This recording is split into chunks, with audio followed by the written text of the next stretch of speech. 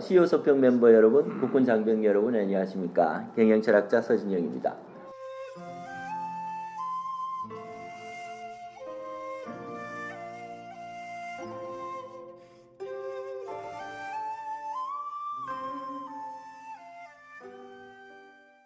우리 이 회장님 말씀하셨는데 독일 사례를 좀 보니까요. 네. 독일의 그 갈등 구조가 최고도로 달한 것이 이제 나치 네. 우리 독일 시대 그 다음에 그 2차 대전 후입니다. 그렇게 해서 결국은 이 나치의 그 전체주의적인 그런 사회 구조하고 그다음에 이것을 어떻게 자본주의로서 다시 이제 그 독일을 사회를 바꾸느냐 여기에 대해서 2차 대전 이후에도 굉장히 그 갈등이 심했습니다. 네. 그건 이념적인 갈등도 있었고 또 그 뭐라 그럴까요? 그 국민들이 생각하는 그런 사회주의냐 이 자유자본주의냐 또 전체주의냐 자본주의냐 사회주의냐 자유민주주의냐 이런 측면에서 굉장히 그 갈등이 심했어요. 근데 그 갈등을 봉합하고 통합을 이끌어낸 것이 사회 전체적으로 국민들이 그거를 결국은 기반이 됐지만 이 정치권에서도 그쪽에서 많은 기여를 했습니다. 그 정치권에 기여한 게 아시다시피 그 기민당입니다. 기민당. 예. 기독교 사회 동맹이라는 얘기로 출범을 했는데 그 기민당이 그 사회의 여러 그런 그 갈등과 이념으로 나눠져 있고 한 것을 그 통합하는 노력을 많이 하고 거기에 대해서 국민들이 그 대다수가 지지를 해준 거죠. 이게 그러면서 이제 독일은 다시 이제 그 재건의 길로 들어서고 했고 그런 과정에서도 보면 이 노조의 부분을 들여다보니까요. 노동조합하고 이 기업체하고 이걸 보니까 거기에서도 역시 통합의 노력을 굉장히 많이 했습니다. 노조 스스로 노동조합과 그 기업가들 스스로 했는데 처음에는 물론 뭐 굉장히 마찰이 심했죠. 그런데 그 기본을 하나 가지고 있는 공유하는 기본이 있었습니다. 그렇게 서로 부딪히고 마찰을 하면서도 한 게 뭐냐 하면은 두 축인데요. 하나는 노동의 존중, 노동에 대한 존중 이거의 축이 하나 있었고 또 한 축은 뭐냐 기업의 그 경쟁력, 기업의 경쟁력 이 두 가지 축을 버리지 않았습니다. 이걸 상당히 균형 있게 살려가면서 통합의 노력을 한 겁니다. 양쪽이 이 부분에서 그래가지고 그 결국 독일이 그렇게 발전하는 데서는 노동조합적인 측면에서의 그 기업가들하고 그 노력이 저는 큰 또 하나의 그 주요한 그 하나의 그 뭐랄까요 기반이 됐다고 봅니다. 기반이. 그렇군요. 지금도 독일은 그런 좀 정신이 돼 있다고 봅니다. 여기 대표적인 것이 이제 그 슈레더의 그 게하르트, 하르츠 개혁, 슈레더의 그 슈레더 정부의 그 하르츠 개혁 아닙니까? 그러니까 슈레더 정부는 사실은 사회 당이란 말이죠. 그런데 하르츠 개혁의 내용을 보면은 진보인데 이 양반은 굉장히 진보적인 정당인데도 하르츠 개혁의 내용은 굉장히 보수적인 개혁을 했어요. 그러니까 진보적인 정권에서 굉장히 보수적인 그 노동 개혁을 이끌었거든요. 그러면서 그 사회 통합, 그다음에 노사의 통합에 간데 그걸 보더라도 역시 뭐냐 노동에 존중하고 기업의 경쟁이라는 이 정신은 사회적인 그런 그 공감대를 또 그런 것을 그 이루어 가는 데 있어서 두 축이 계속 잘 유지됐다는 그런 게 있습니다. 그렇군요. 그럼 이사장님 지금 불균형, 불평등을 이야기해 주셨는데 사실 이게 지금의 문제만은 아니지 않습니까? 사실 그 뭐 지금 불평등이 심화됐다 어떤지 모르지만 옛날에는 왕하고 노비라고 이야기하면 이건 불평등의 극치거든요. 과거에 고대 사회 때부터 어떤 철학적으로 이런 불평등 문제를 이야기하는 사람은 없습니까? 예, 그러니까 이게 불평등 문제를 경제적으로만 볼 수도 없고 네. 조금 더 이거를 우리가 좀 더 근본적으로 봐야 되겠다 해서 들여다 보니까 역시 철학적인 데서 그런 우리 고대에서부터 많이 그 고민을 하셨어요. 네. 그래서 저도 이제 경제학만 하다가 그런 책을 보고 이렇게 하니까 많은 걸 그 배우게 됐는데 이제 그 지금 말씀하시다시피 왕과 노비하고의 그 불평등 이것은 뭐 단순히 경제적인 문제뿐만 아니고 하나의 그 신분적인 차원에서 인권적인 차원에서 이게 그 인간의 존엄성 차원에서 이게 불평등이 그 원초적으로 있었는데도 결국 그 당시에는 그게 표출이 안 된 겁니다. 표출이 안 되고 네. 당연히 불평등이라는 거는 뭐 사회적으로 한 것을 그냥 감내한 거죠.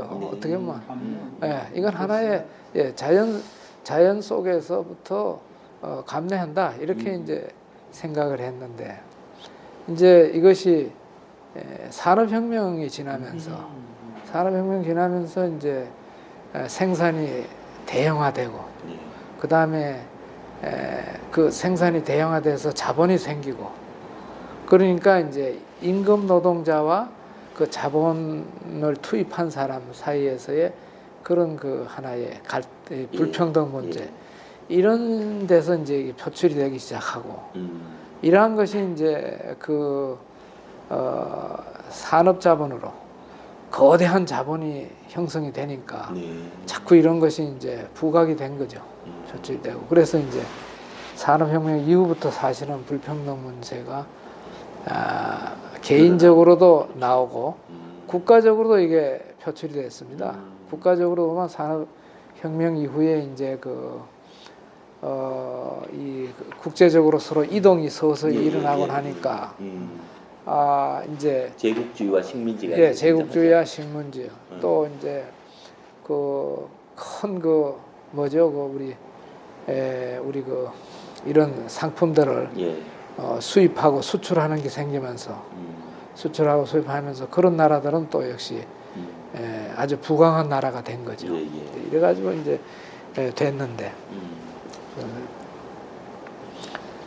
그래서 이제 했는데 불평등 문제에서 고대 철학자들 중에서 역시 이 문제를 제일 그 심도 있게 한 거는 역시 플라톤이에요. 플라톤 때 벌써 이런 문제를 이야기를 했습니까? 플라톤이 역시 우리 그 고대 철학의 제일 원조는 플라톤에서부터 다 끌어오지 않습니까? 서양 철학의 원류죠. 그런데 플라톤이 역시 불평등은 우리가 이 세상에서 사라질 수는 없지만 그래도 불평등으로서 우리가 어느 정도 사회적으로 용인할 수 있는 그리고 이걸 통해서 사회가 적어도 아주 그 갈등과 사회적인 어떤 기본 틀이 무너지는 이런 쪽으로 안 가는 불평등이 제시가 4대1의 비율이라는 걸 얘기를 했어요. 4대1. 4대1. 그래서 우리가 예를 들어서 저소득층부터 고소득층으로 한 5개 계층을 나눴을 적에 맨 밑에 저소득층과 맨 위에 고소득층이 4배 이상은 넘지 말아라 이런 얘기였습니다. 4배 이상은. 왜냐 개인의 그 능력이라든지 또 이 사회가 발전하면서 그런 어떤 대형 생산이 이루어지고 할 적에서는 차이는 우리가 피할 수 없다. 그런데 4배는 넘지 않라는 거였습니다. 4배 넘지 마라.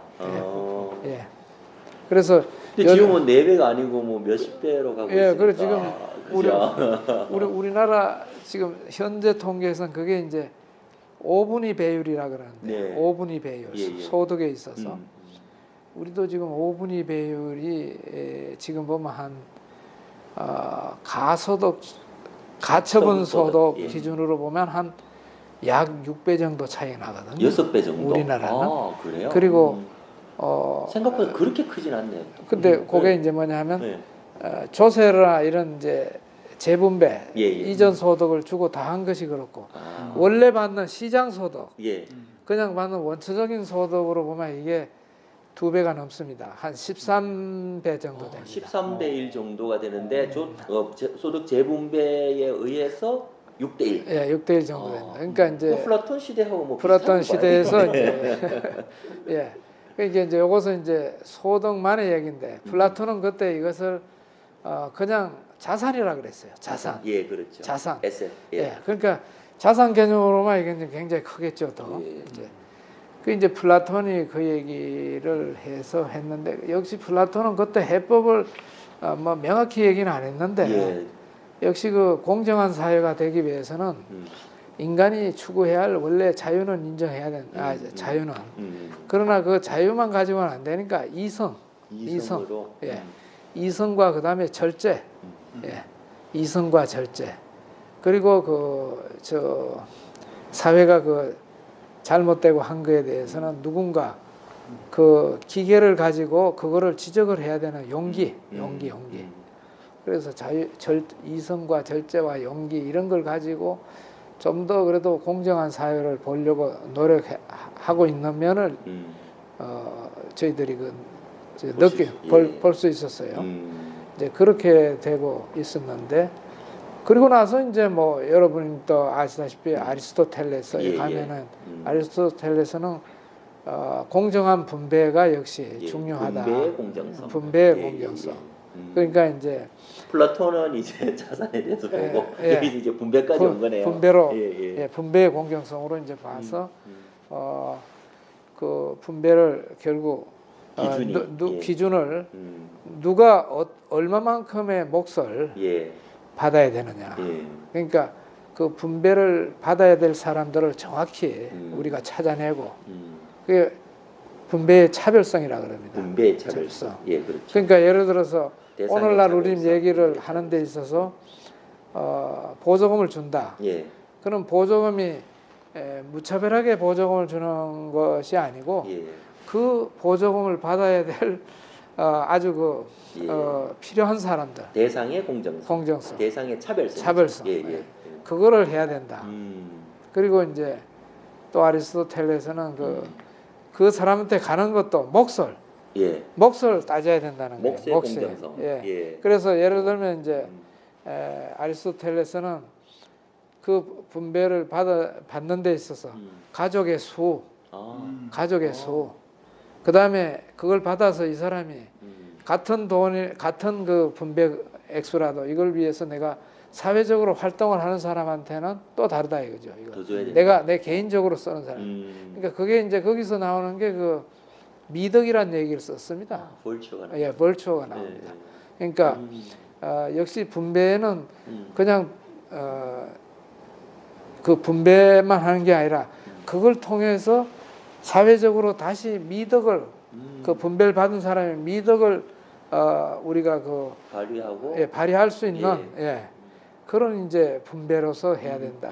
근데 이게 이제 기초 철학이 이미 고대에 다 잡혔네요. 우린 그거를 실행을 못 하고 있네. 예.